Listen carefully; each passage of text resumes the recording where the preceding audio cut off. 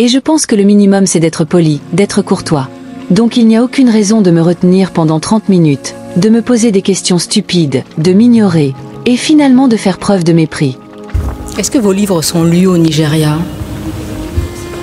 Est-ce qu'il y a des librairies au Nigeria?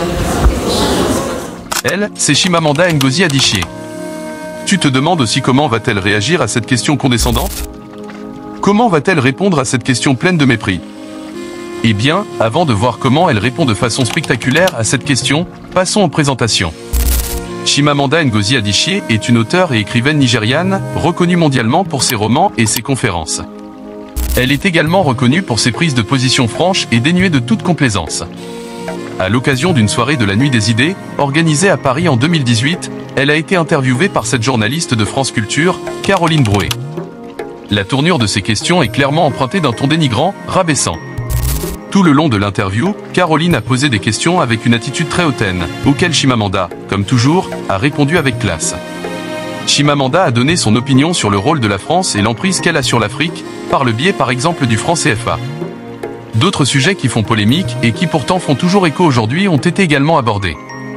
Avant de poursuivre, je t'invite à t'abonner si ce n'est pas encore fait et de laisser un j'aime. C'est le meilleur moyen de soutenir la chaîne. Est-ce que vos livres sont lus au Nigeria? Est-ce qu'il y a des librairies au Nigeria? Chimamanda est surprise et quelque peu interloquée par les questions de l'intervieweur sur la lecture et l'existence de librairies au Nigeria.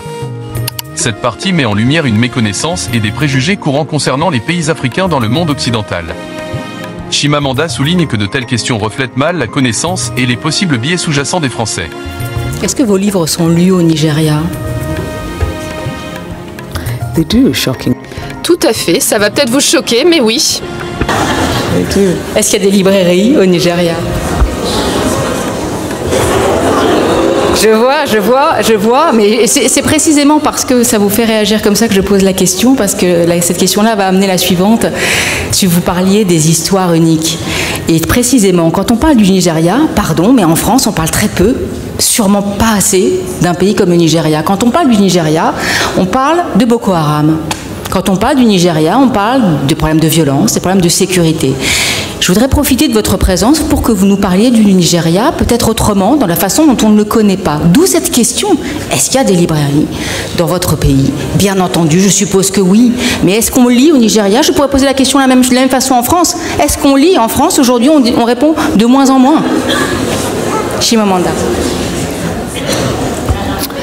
You know, I think it's... Je pense que cela reflète assez mal sur les Français que vous ayez à me poser une telle question. Je suis vraiment honnête avec vous. Cela donne une mauvaise image des Français. Parce que, vous savez, on est en 2018 quand même.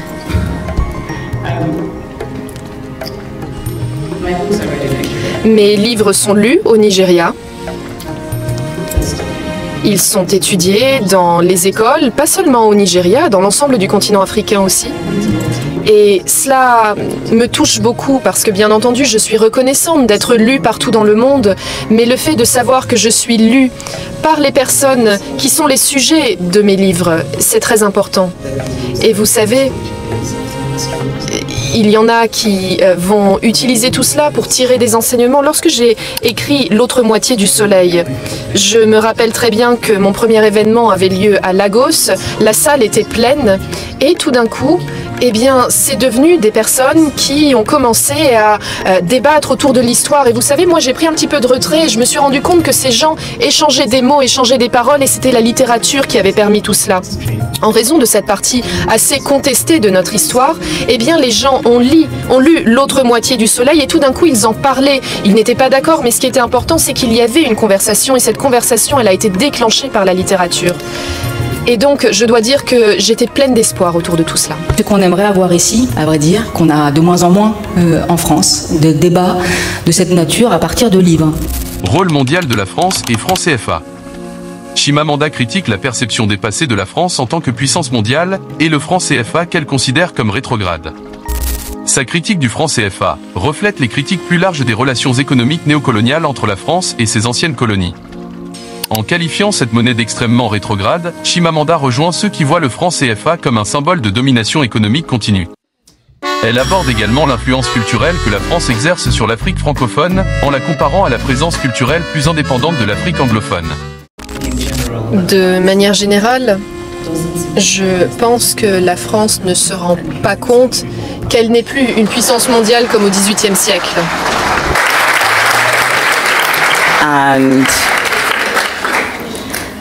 And I see. Et je le dis avec une honnêteté quelque peu triste, parce que je vous le dis, ah, la ministre est partie, bon, tant mieux, c'est une bonne chose. Elle nous a quittés.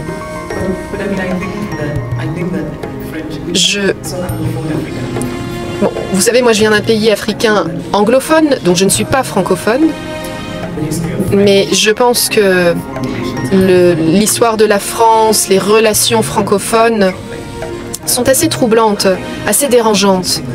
Et je pense que ce qui est intéressant, c'est cette idée que le franc CFA, il est encore rattaché au franc français. Moi, je trouve que c'est extrêmement rétrograde. Il y a une espèce de pouvoir culturel que la France continue d'avoir sur l'Afrique francophone, et moi, je pense que c'est assez malsain. Il y a une manière dont vous avez l'Afrique anglophone qui occupe l'espace au Royaume-Uni et pas du tout de la même manière que l'Afrique francophone occupe de l'espace en France. Je pense qu'il y a des francophones, ou plutôt des Africains francophones qui le savent très bien, et à mon avis c'est à eux de donner leur parole parce qu'ils en savent beaucoup plus. Moi bien entendu je m'informe, mais je n'ai pas d'expérience personnelle là-dessus. Et je pense aussi que la France aujourd'hui a un président superstar. C'est un petit peu la réponse française à Barack Obama. Bon, la seule chose, c'est qu'il n'est pas aussi grand que Barack Obama. Donc peut-être que c'est une bonne chose pour la France. Et je pense que les gens n'auraient pas accordé tant d'attention à la France, mais il y a ce nouveau président qui est intéressant, qui est un peu brillant, et donc du coup, visiblement, on s'intéresse beaucoup plus à la France.